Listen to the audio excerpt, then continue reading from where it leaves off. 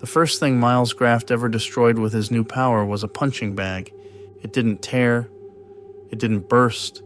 It collapsed into dust, spilling ancient-looking leather fragments across the gym floor. The bag had been brand new when he walked in that morning. Now it looked like it had hung for centuries, rotting in a forgotten warehouse. He hadn't understood it at first. His coach thought it was a manufacturing defect. Miles thought maybe the thing had been sitting in the sun too long, but when the same thing happened to a steel locker door a week later, rust blossoming from his knuckles like blooming flowers of decay, he knew it wasn't a coincidence. The experiments began quietly.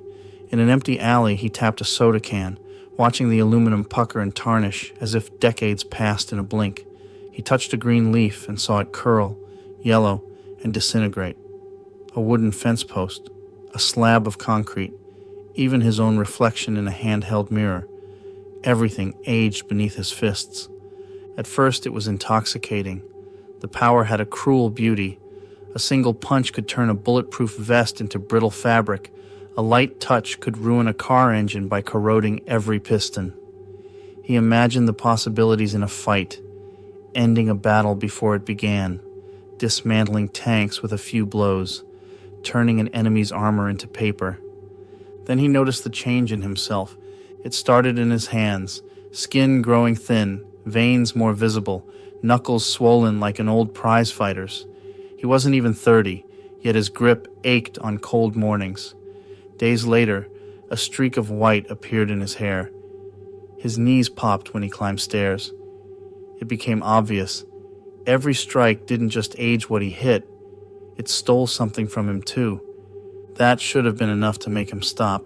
It wasn't, because by then, the city had a problem. A man calling himself Virek had arrived, wearing armor grown from alien alloys that could withstand missiles. He didn't rob banks or threaten politicians. He dismantled infrastructure, power plants, bridges, water treatment facilities, with surgical precision. His war wasn't for profit. It was to make the city unlivable. No one could touch him. Conventional weapons barely scratched his armor. Even the city's small roster of superhumans bounced off him like flies on glass. And every day, the destruction spread. Miles knew what he could do to that armor. The night before the confrontation, he studied his hands in the mirror. The skin was like parchment, calloused and spotted, as though he'd lived through 50 winters instead of 29. His reflection's eyes looked tired, older than they should be. He wondered if he had months left, or years, or just days. But he went anyway. The battle began on the fractured remains of a highway overpass. Sirens wailed below, the city a flickering patchwork of light and shadow from failing grids. Virek's armor gleamed in the orange haze of distant fires, each movement heavy with impossible strength. Miles ducked the first blow, the air shattering around him from the impact. He weaved forward, fists clenched. The first strike hit Virek's forearm. The effect was instant. Alien metal dulled, pitted, and flaked, decades of decay rippling out from the point of contact. Virek recoiled, clearly shocked.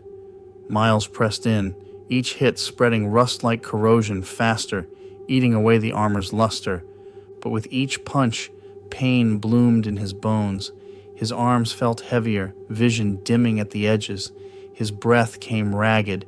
His body was cashing in years like loose change. Virek fought harder, realizing the danger. Blows smashed into Miles's ribs, sending him skidding across crumbling concrete. But Miles forced himself upright, staggering forward.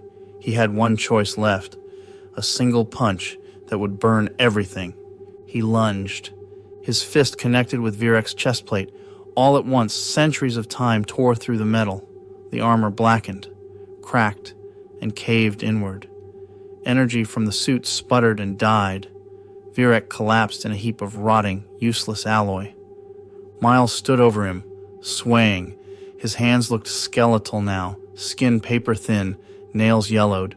His reflection in a shattered piece of visor glass showed a man decades older than the one who had started the fight.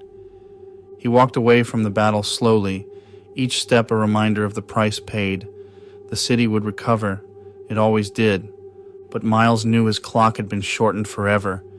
Every fight from now on would be a trade, their years for his, and one day he would run out entirely.